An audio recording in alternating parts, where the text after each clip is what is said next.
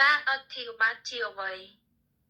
226តាអធិកបាតជាអ្វី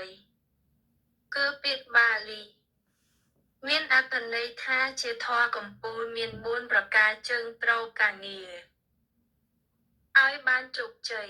ផ្កាយអភិធម្មផ្កាយមោដោ227ទី1អធិកបាតបំណងវៃឆ្លាតចង់បានរឿងអ្វីហៅថាឆន្ទៈមិនបែកពី3អារម្មណ៍មូលមីតែមួយមុតមាំផ្កាយអភិធម្មផ្កាយមោដោ228អធិកបាតទី2ព្យាយាមសមតីបាលីហៅថាធម៌វិរិយៈគឺត្រូវឧស្សាហ៍តស៊ូធ្វើការ